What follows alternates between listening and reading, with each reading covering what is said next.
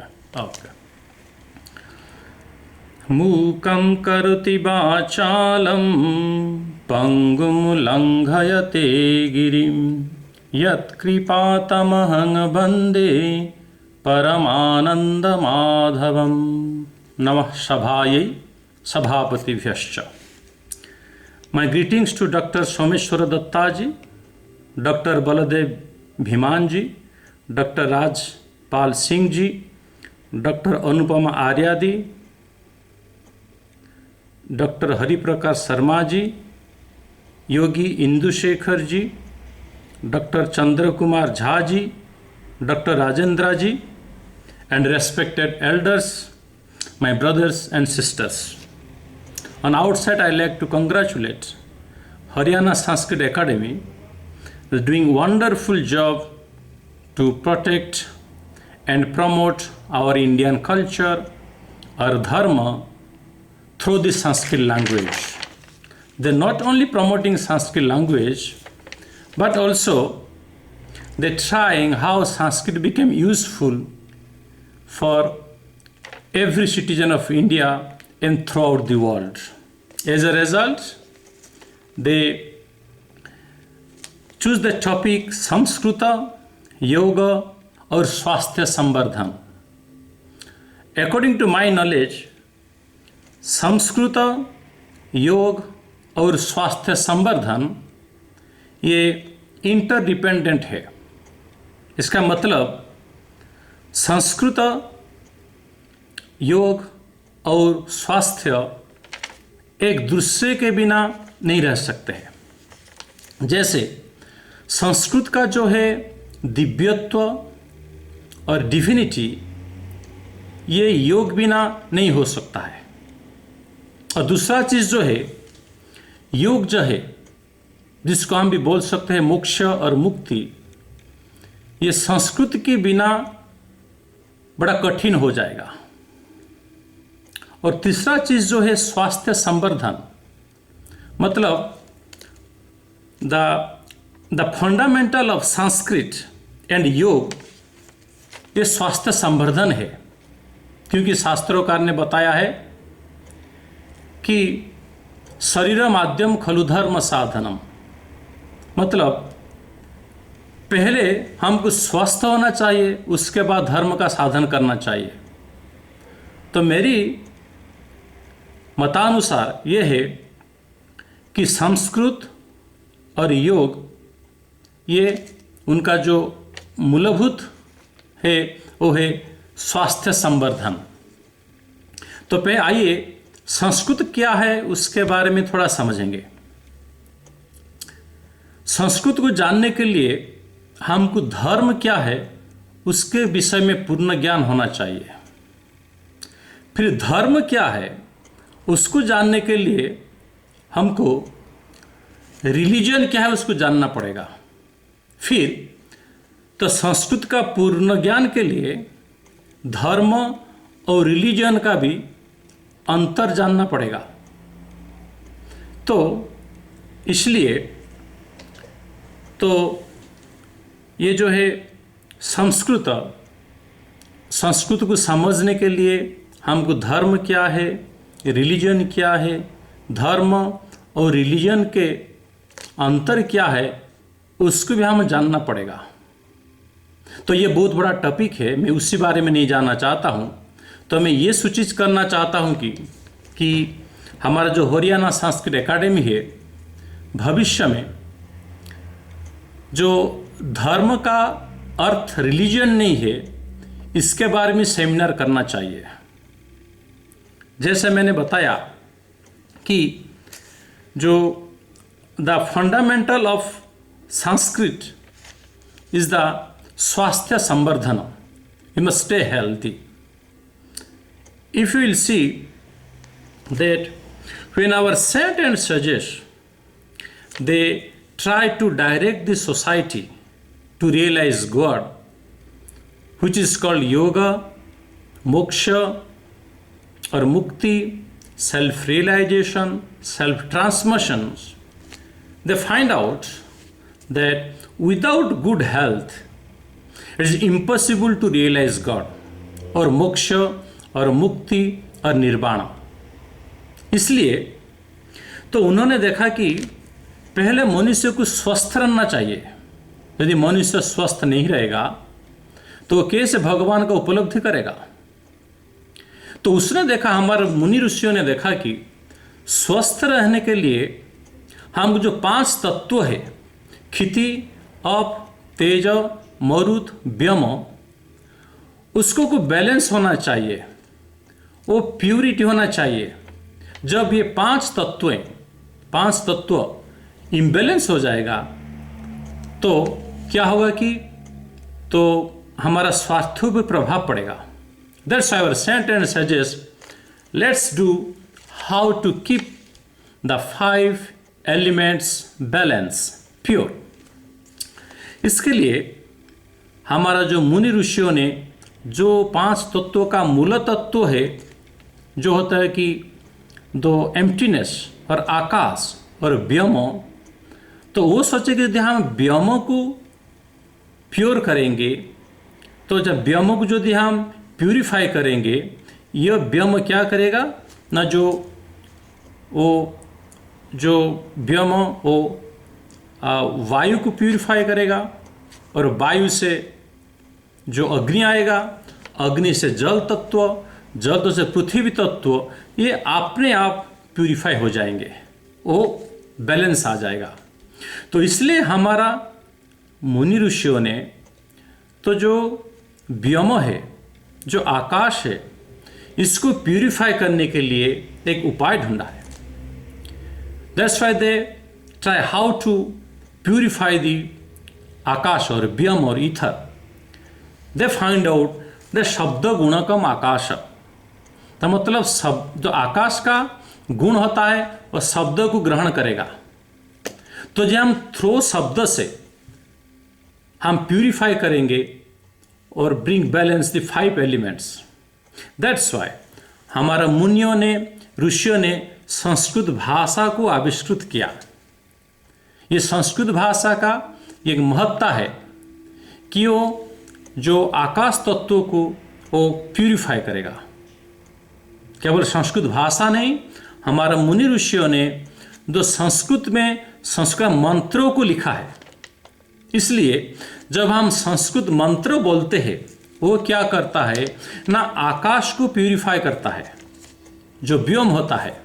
जब व्योम प्यूरिफाई होता है तब जो वायु प्यूरिफाई होता है, और वायु जो प्यूरिफाई होता है वो अग्नि को प्यूरिफाई करता है। जब अग्नि प्यूरिफाई होता है तो जल को प्यूरिफाई करता है, तो पृथ्वी को प्यूरिफाई करता है। तो यह हमारा मुनि ऋषियों का देन है, जो संस्कृत मंत्र और वैदिक मंत्र पढ़ने से क्या होता है, ये 5 तत्व जो है वो बैलेंस में आ जाता है और प्यूरिफाई हो जाता है। क्योंकि जितने सारे जीव जंतु है, जितने सारे बींग्स है, वो क्या करते हैं कि जो ये 5 तत्वों से ही बढ़ते हैं। तो जो 5 तत्व जो उपयोग करते हैं, तो 5 तत्व क्या होता है ना, दूषित हो जाता है। इसको शुद्ध करने के लिए हमारे मुनियों ने, ऋषियों ने संस्कृत भाषा को आविष्कृत किया, संस्कृत मंत्रों को रचना की। उस मंत्र रचना के साथ क्या होगा ना, ये जो 5 तत्व है वो 5 तत्व शुद्ध होगा और 5 तत्व में बैलेंस आएगा। जब 5 तत्व बैलेंस आ जाएगा तो हमारा शरीर तो 5 तत्व में निर्मित होता है। जैसे है भगवद गीता में लिखा हुआ है, महाभूतान्यहंकार बुद्धिरव्यक्तमेव च इंद्रियाणि दशैचंच पंचचेंद्रिय गोचरा। मतलब हमारा शरीर 5 तत्वों से बना है। यदि 5 तत्व में बैलेंस नहीं होगा, यदि 5 तत्व शुद्ध नहीं होगा, हमारा बॉडी में भी बैलेंस नहीं रहेगा और रोग और कुछ आ जाएगा। इसलिए हमारा मुनि ऋषियों ने संस्कृत भाषा को आविष्कृत किया, मंत्र की रचना की, और इसी द्वारा हम 5 तत्वों को शुद्ध रखेंगे। 5 तत्व शुद्ध होने से जो एटमॉस्फेयर है वो शुद्ध रहेगा। हम जिस एटमॉस्फेयर में रहते हैं तो हमारा बॉडी, शरीर में 5 तत्वों में बैलेंस आएगा, तो हम सुख और शांति में रहेंगे। तो ये है संस्कृत का जो बेसिक आधार है, वो स्वास्थ्य संवर्धन। तो हमारा जो शरीर वो सुस्थ रहेगा। तो ये है संस्कृत के द्वारा हमारा जो शरीर सुस्थ रहेगा और जगत में भी कल्याणकारी होगा। तो दूसरा चीज है योग। तो क्या होता है कि योग का, जैसे हमारा जो डॉक्टर चंद्र कुमार झा जी ने योग के बारे में विस्तार से बताया, तो योग का मतलब होता है, जैसे बोलते हैं कि योगे मतलब जॉइन करना। किसके साथ? भगवान के साथ जॉइन करना है। तो भगवान के साथ जॉइन करें, इसको हम बोलते हैं कि योग और मोक्ष और मुक्ति और सेल्फ रियलाइजेशन और self transformations, but not definitely salvation और लिबरेशंस। ये जब हम संस्कृत को अंग्रेजी में अनुवाद करते हैं तो हमको अंग्रेजी का अर्थ भी थोड़ा मालूम होना चाहिए। हमारा भारतीय संस्कृति, संस्कृत भाषा और जो धर्म सारे, it was became misunderstood not only by the Indians but throughout the world the moment we try to translate dharma means religion.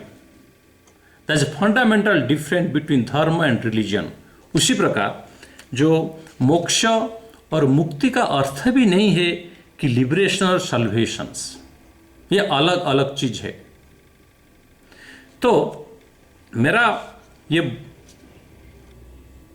मत है कि योगा के लिए, जब योगा होता है भगवान की उपलब्धि करना, मोक्ष के लिए, मुक्ति के लिए, इसका पहला होता है कि यम और नियम। तो मतलब हम यदि अहिंसा का पालन नहीं करेंगे, सत्य का पालन नहीं करेंगे, अस्तेय का पालन नहीं करेंगे, ब्रह्मचर्य का पालन नहीं करेंगे, अपरिग्रह का पालन नहीं करेंगे, ये क्या होगा? जब हमारा शरीर में एक नेगेटिव लिक्विड क्रिएट होगा और उसको हम बीमारी की तरफ ही ले जाएगा और उस बीमारी का कोई औषध भी नहीं है। इसलिए तो भगवत उपलब्धि के लिए और मोक्ष के लिए और मुक्ति के लिए पहला चीज है कि हम सुस्थ रहना चाहिए। इसलिए यम का भी निर्देश दिया गया और नियम का भी। यदि हम शौच नहीं, क्लीननेस नहीं करेंगे, संतोष में नहीं रहेंगे, तपस्या नहीं करेंगे, स्वाध्याय, हमारा दर्शन, हमारा पुराण ग्रंथों का यदि हम नहीं पढ़ेंगे और ईश्वर प्रणिधान, भगवान को हम सरेंडर नहीं करेंगे, तो ये भी उत्तम स्वास्थ्य नहीं आएगा। तो हम देखेंगे जो उसके बाद जो आता है, आसन भी आता है, प्राणायाम भी आता है, ये सब होता है उत्तम स्वास्थ्य के लिए। तो योग का जो मूलभूत आधार है, जो बेस है, वो यम, नियम, आसन, प्राणायाम, ये सब सुस्थ रखने के लिए होता है। और जो संस्कृत होता है, जो संस्कृत मंत्र उच्चारण करने से ये क्या होता है ना, पंच तत्वों को शुद्ध करता है। जब पंच तत्व शुद्ध होता है तो हमारा बॉडी में जो पंच तत्व है वो भी बैलेंस में आएगा, वो हमारा को सुस्थ रखेगा। इसलिए मेरा विचार है जो संस्कृत और योग, उनका मूलभूत आधार है कि सुस्थ रहना, उसके बाद भगवान की उपलब्धि करना। तो मेरे हिसाब से तो मैं ये इन कंक्लूडिंग में ये बोलना चाहूँगा कि संस्कृत और योग दोनों उत्तम स्वास्थ्य के लिए है। इसलिए through the international Sanskrit academy I can request to Haryana government, through the Haryana Sanskrit academy, Sanskrit and yoga must be compulsory in from grade 1 from the primary school. इन संस्कृत में हम क्या करेंगे ना, संस्कृत में मंत्रों को सिखाएंगे, जैसे गायत्री मंत्र, महामृत्युंजय मंत्र, गणेश मंत्र। तो हम पहले उसको मंत्रों को सिखाना चाहिए, उन मंत्रों को अर्थ को भी सिखाना चाहिए। और दूसरी बात, जो हमारा जो संस्कृत शिक्षक है और सिखाने के बाद वो भी देखेंगे कि घर में हर शाम को बच्चों ने उस मंत्रों को अभ्यास करते हैं, प्रार्थना करते हैं। यदि हम हमारा संस्कृत शिक्षण में संस्कृत मंत्रों को रखेंगे तथा तो देखेंगे हमारा विद्यार्थी, हमारा स्टूडेंट्स, हमारा बच्चे इस संस्कृत मंत्रों को शाम को भगवान के सामने गाते हैं, तो इसमें क्या होगा ना, पूरे भारत में सभी ने संस्कृत को अपनाएंगे, संस्कृत का जो विशेषता उसको समझेंगे और उसके बाद ही भारतीय संस्कृति और धर्म का प्रचार प्रसार होगा। Not only it will spread in India, but throughout world they will accept Sanskrit and they will follow the dharma. So at the end, I like to thank Dr. Someshwara Dattaji, the wonderful work they are doing in Haryana to promote Sanskrit, Indian culture and dharma through the Haryana Sanskrit Academy. Is great work, tremendous work, and thank you so much for allowing me to share my knowledge about the Sanskrit and yoga, how Sanskrit and yoga is very important to be good health. Om Sarve Bhavantu Sukhinah, Sarve Santu Niramaya, Sarve Bhadrani Pashyantu, Ma Kaschid Dukha Bhag Bhavet. Om Shanti Shanti Shanti. Thank you.